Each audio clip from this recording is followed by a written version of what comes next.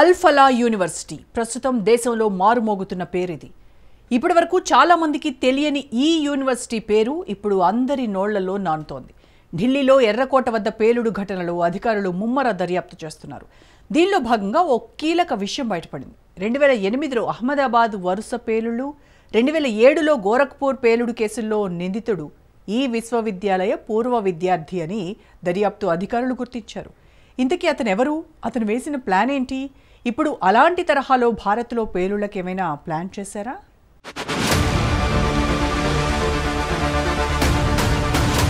దేశవ్యాప్తంగా మారుమోగుతున్న అల్-ఫలా పేరు. అహ్మదాబాద్ గోరఖ్పూర్ పేలుడు కేసులో నిందితుడు. షాబాద్ బేగ్ అల్-ఫలా వర్సిటీ విద్యార్థిగా గుర్తింపు. ఒకప్పుడు ఏ గ్రేడ్ అందుకున్న కాలేజీ ఇప్పుడు ఉగ్ర కార్యకలాపాలకు అడ్డాగా మారింది. వైద్యులు, ఉపాధ్యాయుల ముసుగులో ఈ విశ్వవిద్యాలయాన్ని కొందరు తమ ఉగ్ర కార్యకలాపాలకు అడ్డాగా మార్చుకున్నారు. ఢిల్లీలో ఎర్రకోట వద్ద పేలుడు ఘటనలు అధికారులు ముమ్మర దర్యాప్తు చేస్తున్నారు. ఈ క్రమంలోనే ఓ కీలక విషయం వెలుగులోకొచ్చింది. 2008లో అహ్మదాబాద్లో వరుస పేలుళ్లు, 2007లో గోరఖ్పూర్ పేలుడు కేసులో నిందితుడు షాబాద్ బేగ్ అల్-ఫలా విశ్వవిద్యాలయ పూర్వ విద్యార్థి అని దర్యాప్తు అధికారులు తాజాగా గుర్తించారు. హర్యానా ఫరీదాబాద్లోని ఆ విద్యా సంస్థలో 2007లో షాబాద్ బీటెక్ పూర్తి చేసినట్లు అధికారులు గుర్తించారు. ఢిల్లీలో పేలుడు తర్వాత అల్-ఫలా యూనివర్సిటీ పేరు వార్తల్లో నిలిచింది. దాంతో సంబంధం ఉన్న పలువురు నిందితులను ఇప్పటికే పోలీసులు అరెస్ట్ చేశారు. ఈ క్రమంలోనే అహ్మదాబాద్ వరుస పేలుళ్ల దర్యాప్తులో అల్-ఫలాతో సంబంధం ఉందని నిర్ధారించారు.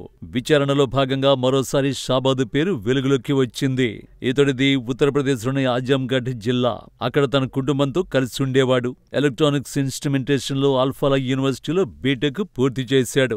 దేశవ్యాప్తంగా 5 పేలుడు ఘటనల్లో అతడు నిందితుడు. ఆ ఘటనల తర్వాత నుంచి అతడు పోలీసులకు చిక్కకుండా తప్పించుకు తిరుగుతున్నాడు. కాగా 14 ఏళ్ల క్రితం గుజరాత్లోని అహ్మదాబాద్లో వరుస బాంబు పేలుళ్లు జరిగిన కేసులో ప్రత్యేక న్యాయస్థానం 49 మందికి శిక్షలు విధించింది. దోషుల్లో 38 మందికి మరణశిక్ష విధిస్తున్నట్లు న్యాయస్థానం తీర్పు వెలువరించింది.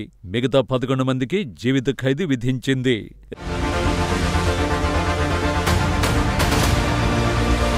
2008 జూలై 26న అహ్మదాబాద్ నగరంలో ఉగ్రవాదులు మారణహోమం సృష్టించారు. 70 నిమిషాల వ్యవధిలో 21 బాంబు పేలుళ్లు చోటు చేసుకున్నాయి. ఈ ఘటనలో మొత్తం 56 మంది అమాయక ప్రజలు చనిపోగా 200 మందికి పైగా గాయపడ్డారు. ముష్కరులు పేలుళ్లు జరిపిన ప్రదేశాల్లో అహ్మదాబాద్ సివిల్ ఆసుపత్రిలోని ట్రామా కేర్ సెంటర్ కూడా ఉంది.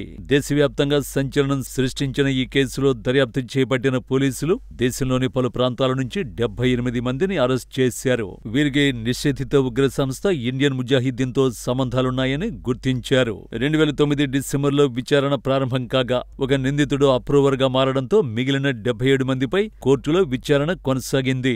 పేలుళ్లకు సంబంధించి సూరత్, అహ్మదాబాద్ సహా పలు ప్రాంతాల్లో వేరువేరుగా 35 కేసులు నమోదయ్యాయి. వీటన్నింటినీ కలిపి ఒకటిగా విచారించారు. మొత్తం 13 ఏళ్ల పాటు జరిగిన విచారణలో 1100 మంది సాక్షులను విచారించారు. వీరిలో 49 మందిని దోషులుగా నిర్ధారిస్తూ 2022 ఫిబ్రవరి 8న ప్రత్యేక న్యాయస్థానం తీర్పు వెలువరించింది. ఇకపోతే ప్రస్తుతం కొనసాగిస్తున్న దర్యాప్తులో భాగంగా అల్-ఫలా వర్సిటీ వ్యవహారాలపై అధికారులు దృష్టి సారించారు. ఆ విద్యా సంస్థకు చెందిన దాదాపు 10 మంది కనిపించకుండా పోయారని వార్తలొచ్చాయి. ఆ వ్యక్తుల ఫోన్లు సైతం స్విచ్ ఆఫ్ వస్తున్నాయని అధికారులు తెలిపారు. మరోవైపు ఈ వర్సిటీ ప్రధాన కార్యాలయంతో పాటు మరో 24 ప్రాంతాల్లో ఈడీ దాడులు నిర్వహించింది. అల్-ఫలా గ్రూప్ చైర్మన్ జవాద్ అహ్మద్ సిద్దికీని అరెస్ట్ చేసింది. తప్పుడు అక్రెడిటేషన్ ఆధారంగా విద్యార్థుల నుంచి మొత్తం 415 కోట్లు వసూలు చేసినట్లు గుర్తించింది.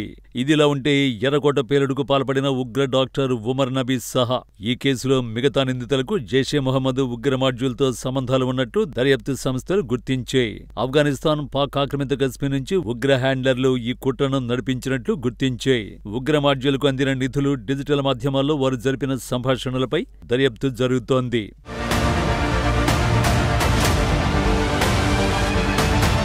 ఈ క్రమంలోనే ఇండియాలో మరిన్ని ఆత్మాహుతి దాడులకు Jaishe Mohammed terrorist organisation plan చేస్తున్నట్టు నిఘా వర్గాలు గుర్తించాయి. దాడి కోసం పాకిస్తాన్లో విరాళాలు సేకరిస్తున్నట్టు తెలిపాయి. ఎర్రకోట బాంబు పేలులపై ఎన్ఐఏ జరుపుతున్న దర్యాప్తులో ఈ సంచలన విషయాలు వెలుగులోకి వచ్చాయి. ఇండియా వ్యాప్తంగా దాడులకు ఆత్మాహుతి ఆర్మీని సిద్ధం చేస్తున్నట్టు తెలిసింది.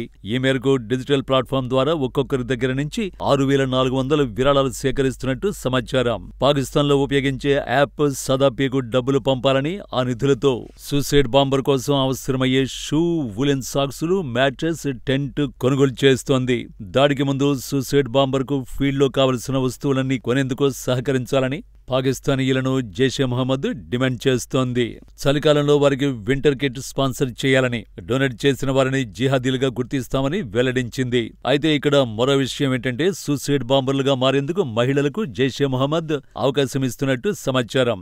మసూద్ అజహర్ చెల్లె సాథియా టెర్రరిస్ట్ విమెన్ వింగ్ ను లీడ్ చేస్తోంది. ఆపరేషన్ సింధూర్ తర్వాతే మహిళలు కూడా టెర్రర్ యాక్టివిటీస్ లో చురుగ్గా పాల్గొంటున్నట్టు తెలుస్తోంది.